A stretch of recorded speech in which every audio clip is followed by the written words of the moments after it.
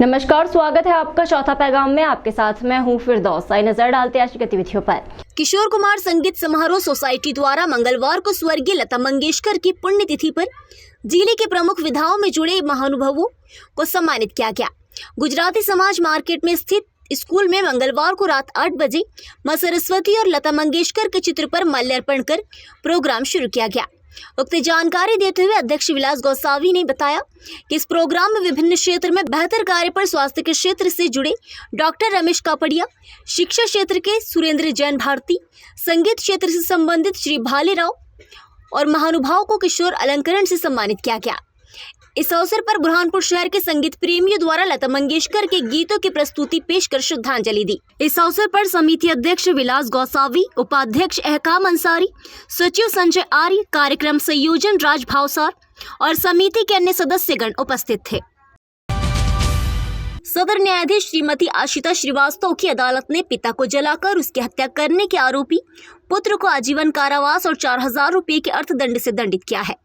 लोक अभियोजक श्याम देशमुख ने बताया कि पुलिस थाना खकनार क्षेत्र अंतर्गत ग्राम कलेर की एक खेत में दिनांक 11 जुलाई 2022 की रात्रि में आरोपी नंदलाल आयु 36 वर्ष, पिता मोजीलाल कोरको निवासी ग्राम कलेर थाना खकनार ने अपने पिता मोजीलाल आयु 62 वर्ष की हत्या करने के आशय से टपरी में आग लगा दी।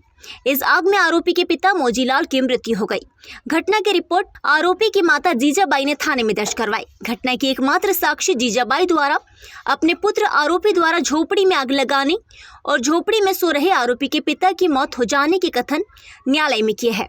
अदालत में अभियोजन की ओर से प्रस्तुत किए गए 9 गवाह और 15 दस्तावेजी साक्ष्य के आधार पर यह पाया गया कि आरोपी नंदलाल और उसके पिता मोजीलाल का पूर्व में विवाद था और मृतक खेत की झोपड़ी छोड़ने को तैयार नहीं था और इसी कारण अभियुक्त ने जानते हुए उसके पिता मृतक मोजीलाल टपरी में सोए है। टपरी में कचरा और लकड़ी इकट्ठा करके आग लगा दी, जिसमें जलने से मोजीलाल का शरीर जल गया और उसकी मौत हो गई, जिसे अदालत ने हत्या की श्रेणी में आने वाला अपराध मानते हुए उसे आजीवन कारावास और 2000 रुपये के अर्थदंड से दंडित किया।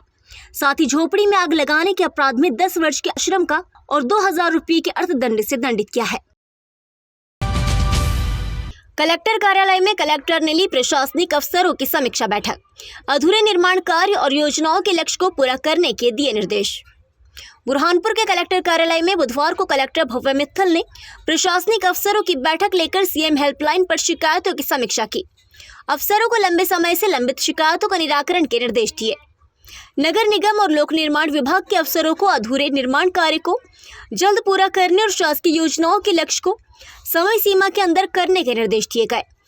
कलेक्टर की समीक्षा बैठक में सभी विभागों के प्रमुख अफसर शामिल हुए।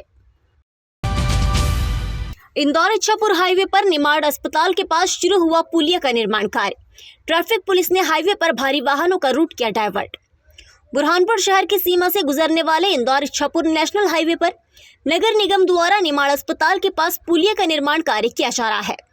बुधवार से पुलिया का निर्माण शुरू होने के कारण हाईवे से गुजरने वाले भारी वाहनों का रूट ट्रैफिक पुलिस द्वारा शहर के बाहर से डायवर्ट किया गया। हाईवे से गुजरने वाले छोटे वाहन चालक भी सकरी गलियों से निकलने पर काफी परेशान हुए। ट्रैफिक पुलिस द्वारा 3 से अधिक स्थानों पर ब्लॉक पॉइंट बनाकर बैरिकेडिंग करते हुए संकेत बोर्ड लगाए गए हैं, जिसके आधार पर महाराष्ट्र और एमपी से आने वाले वाहन डायवर्ट रूट से निकल रहे हैं। हरदा की घटना के बाद प्रशासनिक अफसरों ने दरियापुर गांव में स्थित पटाखा फैक्ट्री और दुकानों पर पहुंचकर की जांच। खामियां मिलने पर दिए सुधार के निर्देश। हरदा जिले में पटाखा फैक्ट्री में हुए विस्फोटक घटना के बाद जिला प्रशासन भी अलर्ट हो गया है। बुधवार को एसडीएम सीएसपी सहित प्रशासनिक अफसरों की टीम ने ग्राम दरियापुर स्थित पटाखा फैक्ट्री और दुकानों पर पहुंचकर जांच की। सीएसपी गौरव पाटिल ने बताया कि हरदा की घटना के बाद शहर के पटाखा दुकानों पर जांच करते हुए फायर सुरक्षा उपकरण की जांच की गई। खामियां मिलने पर लाइसेंसधारी पटाखा विक्रेताओं को सुधार के निर्देश दिए। जिले में अगर कहीं भी अवैध पटाखा फैक्ट्री या दुकान मिलेगी तो पुलिस द्वारा सख्त कार्रवाई की जाएगी।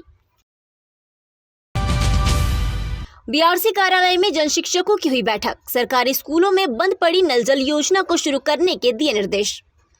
बुरहानपुर बीआरसी कार्यालय में बुधवार को जन शिक्षकों की बैठक हुई, जिसमें शासकीय स्कूलों में बंद पड़ी नल जल योजना को दोबारा शुरू करने के निर्देश दिए गए।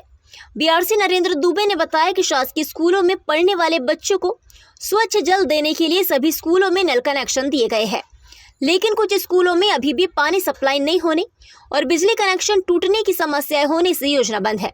कलेक्टर के निर्देश पर सभी जन शिक्षकों की बैठक लेकर शासकीय स्कूलों में नल जल योजना को दोबारा शुरू करने के निर्देश दिए गए हैं।